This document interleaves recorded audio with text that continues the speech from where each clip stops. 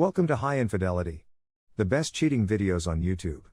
If you enjoy this content, remember to subscribe and turn on notifications. Now let's get into the video. My drunk daughter admitted to catching my wife cheating on me. My wife and I have been together for 25 years, but married for 19.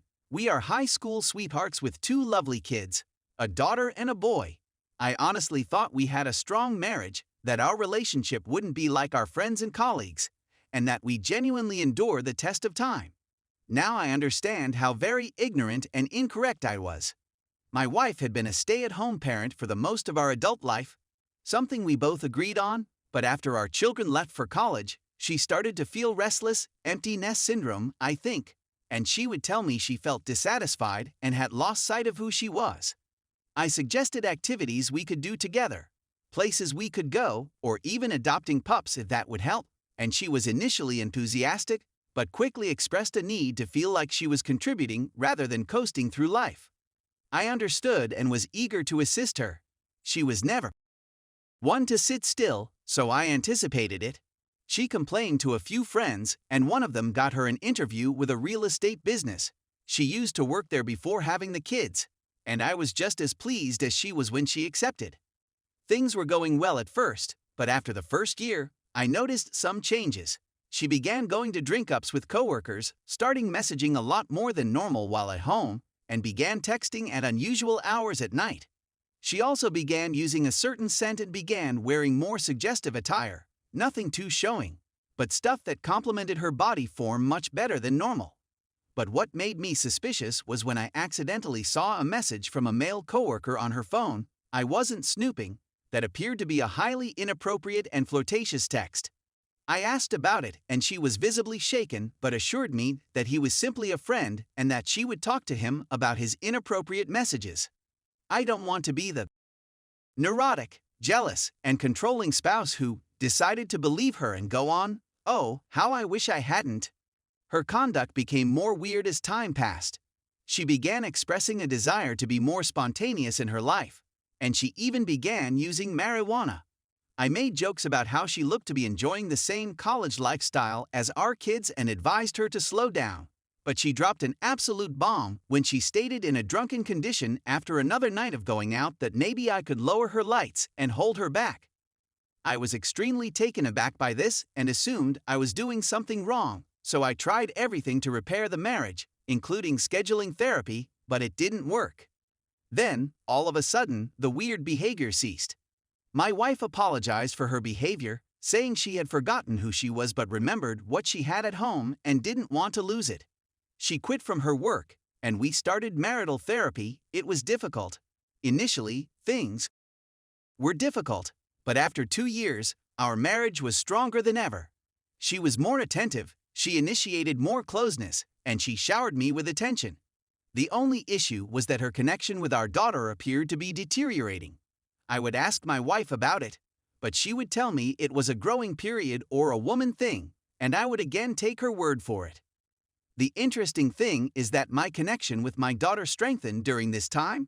She called a lot more, saw me for coffee or lunch often throughout the week, and even gave me presents, t-shirts, etc. I always told her it wasn't necessary, but she persisted, and I could sense she was trying to say something but couldn't. My wife was going home from the grocery store when she was hit by a drunk driver. She lost the use of her legs and has been wheelchair-bound ever since. When things became very bad and she suggested that I sleep with other women, which I rejected, I simply chalked it up to her sadness and told her that I was here to stay because I loved her more than our predicament.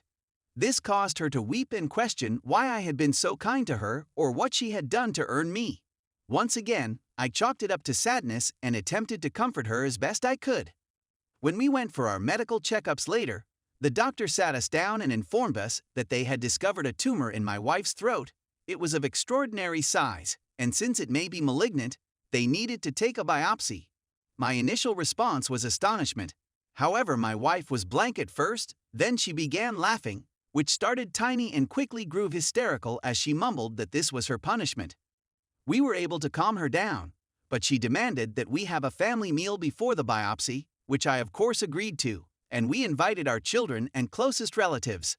I gave a speech about how my wife was the light of my life and how we get through this, but towards the end, I saw my daughter was very uncomfortable, and I assumed it was because of what was going on. My daughter called me intoxicated the following evening, pleading with me not to hate her.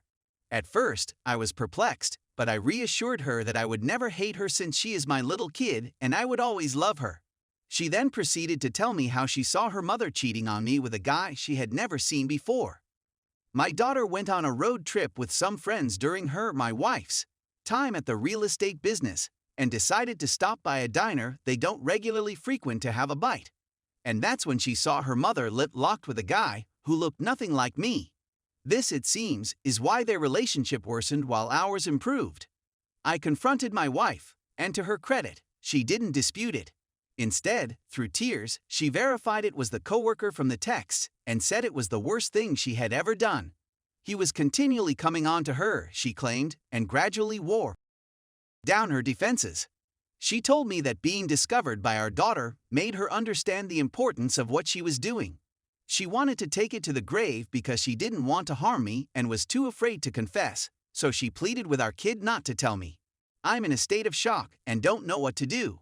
I'm questioning every element of our relationship and wondering where I went wrong.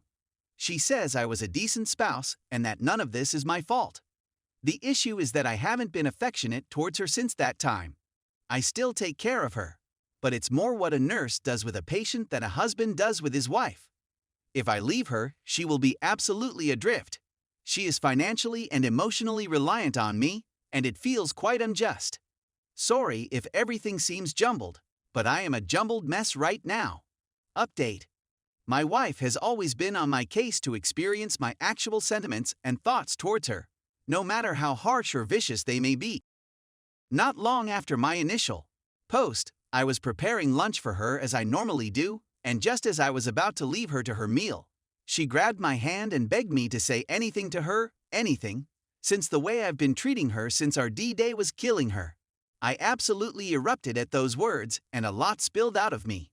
I told her that she was perfection to me, but that since this occurred, she has become used in my eyes. I told her that the sound of her voice used to make me want to give her the world, but that now just being near her makes me want to escape and never look back.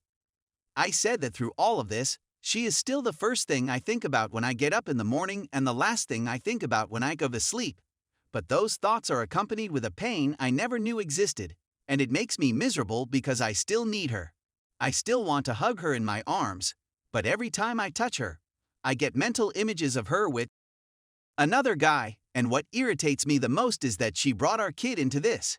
She placed our baby girl in an untenable situation and expected life to carry on as if nothing had occurred. I pointed out that, despite her present circumstances, her connection with our daughter has remained relatively unchanged, and that is the result of her actions. My wife just sobbed softly through it all, and at the end, she simply said she deserved all that was coming her way. She said she tried her hardest to atone for the disgusting decision she made during that time and has never stopped seeking forgiveness from our daughter. She explains that seeing me in this state makes her feel like a murderer, and she will do absolutely anything to help me heal and recover from this. She also added that she wanted me to know that even if I never forgive her and end up divorcing her, she has and always will love only me, that she doesn't regret our life and marriage because it is more than she could have ever asked for. Apparently, she can hardly look herself in the mirror because of who was looking back at her, and she never wanted to be that person. I can see she despises herself for what she did, but I'm divided about it all. I never realized it was possible to adore and despise someone at the same time. I've chosen to schedule counseling for myself and my wife since I have a lot to say to her but am worried of going too far, so speaking in a controlled setting would be better. I also have an overpowering need to communicate with the guy she was associated with. It may be pointless after so many years, but I feel compelled to do it for my own sanity. I'd want to know who the guy was who had the guts to stand in the way of a husband and his wife, and I guess I'll ask for his information during the therapy session. Thank you all so much once again.